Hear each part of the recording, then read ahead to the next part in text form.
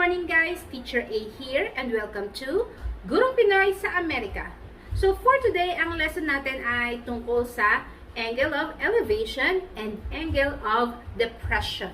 Ano ba yung pagkakaiba ng dalawa at paano ba siya natin i-illustrate sa pamamagitan ng pag-a-apply nito sa totoong buhay? So simulan na natin. Okay, so para mas maintindihan nyo ang ibig sabihin ng angle of elevation tsaka angle of depression, meron tayong tinatawag na horizontal line. Kapag sinabing horizontal line, mula sa mata, kapag tumingin ka ng diretso sa horizon, yun yung horizontal line. And then yung blue rito, yan yung imaginary line na kapag tumingin ka sa taas, mula sa mata mo, papunta dun sa object na tinitingnan mo pataas, or dun sa object na tinitingnan mo pababa, yung imaginary line na yon, yung diretso na yon, yun yung tinatawag na line of sight. So, bakit natin kailangan malaman yon? Kasi yung angle of elevation tsaka angle of depression, yun yung mga angles na nabubuo between doon sa tinitingnan yung object at saka sa horizontal line. So, kapag sinabing angle of elevation, mula sa salita, elevated siya, pataas, yun yung angle na to form kapag nakatingala ka, nakatingin ka sa object sa taas. Yun yung angle na form between doon sa line of sight, yung imaginary line na yon, at saka doon sa horizontal line. So, ito yung angle of elevation. Yan. Okay? Again, elevation, kapag nakatingin sa taas, yun yung angle na form. Yung depression naman, yung kabaliktaran. So, ito yung angle na nabubuo kapag ikaw ay nakatingin pababa. So, mula sa mata mo, yung imaginary line, pababa doon sa object na tinitingnan mo, at saka sa horizontal line, yung angle na nabubuo, yun yung tinatawag na depression. So, ulitin natin ha, elevation, angle of elevation, kapag nakatingin pataas, yun yung angle na nabubuo, na form. Kapag naman nakatingin ka pababa, yung angle na na-form ay tinatawag na angle of depression. So, paano yon? I-apply natin to sa mga simple figures or images. Okay, so figure number 1. Halimbawa, itong ating eye. Meron tayong tinitingnan na object sa taas. And then, we have here L, O, Y. So, ito yung line of sight natin, yung pataas. So, itong na-form na angle in between sa horizontal line at saka yung line of sight natin pataas, ito yung tinatawag na angle of elevation. So, kung mapapansin nyo, hindi ko binuo yung word na angle, ginamit ko yung symbol ng angle. Okay? So, sagutan natin to. Ano yung horizontal line natin dito sa given? So, yun yung ray O-Y. So, mag-start tayo dun sa point. So, we have ray O-Y. Okay? Yun yung horizontal line, yung derecho kapag tumingin tayo ng derecho. And then, yung line of sight, yun yung imaginary line. Mula dun sa mata, papunta dun sa object na tinitingnan natin, yun yung ray O-L. Angle of elevation natin, pwede natin gamitin yung single letter na nandun mismo sa angle natin, which is angle O, or 3 letters, na kung saan yung O yung nasa gitna. Pwedeng L-O-Y or Y-O-L. Okay? Angle L-O-Y. Yan. So, angle O or angle L-O-Y. Now, angle of depression. Meron bang angle na na-form kapag tumingin sa baba? Wala. Kasi wala naman tayong line of sight pababa. Wala naman tayong tinitingnan pababa. So, therefore, ang sagot dito ay none. Okay? Example number 2. So, this time, ito naman yung figure natin. I. So, ito yung ating horizontal line. Meron tayong tinitingnan pababa. So, this is our line of sight. Line of sight.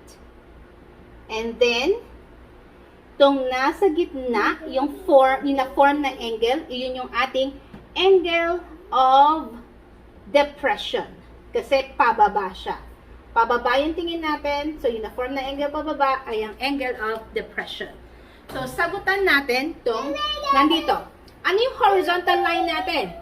So, again, mula sa mata, tingin diretso, yun ang horizontal line.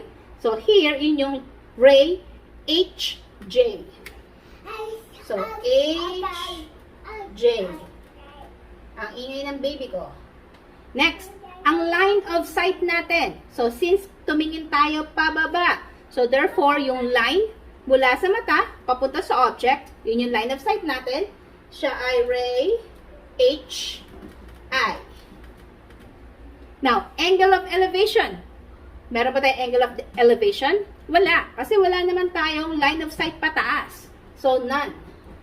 Meron lang tayong angle of depression. Yung na-form na angle mula sa horizontal line ay in between sa horizontal line at saka sa line of sight.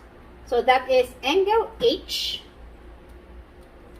or 3 letters JHI. Angle JHI. So, ganun lang siya kasimple. Now, paano naman natin i-apply to sa totoong buhay? Let's have an example. So, example number 1. The angle of elevation of the top of the building from a point 10 meters away from the building is 40 degrees. So, paano natin i-illustrate to using yung natutunan natin about angle of elevation and angle of depression. Okay, so ito na yung drawing natin. Meron tayong building. Pasensyahan nyo na, magaling ako masyado mag-drawing. So, mula doon sa building to a certain point, 10 meters. So, ito yung, halimbawa, object. So, 10 meters away siya doon sa paanan ng building. So, we have 10 meters. There. And then, sabi rito, yung angle of elevation. So, ibig sabihin, pataas.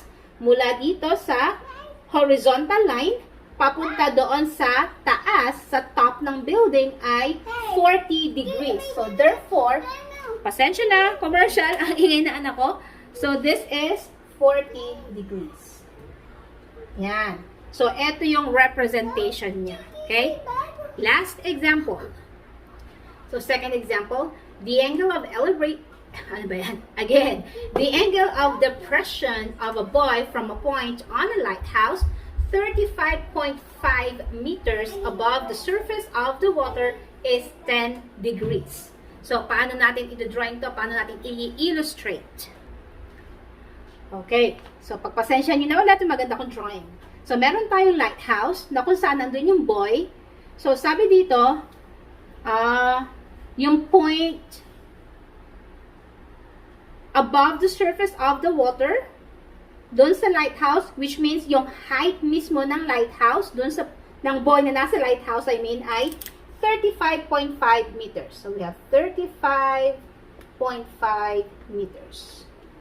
And then, yung angle of depression, so, pababa, so, from the horizontal line, papunta doon sa object na tinitingnan pababa, doon sa surface ng water, yung na-form na angle, yun yung ating angle of depression, ay 10 degrees. So, yan.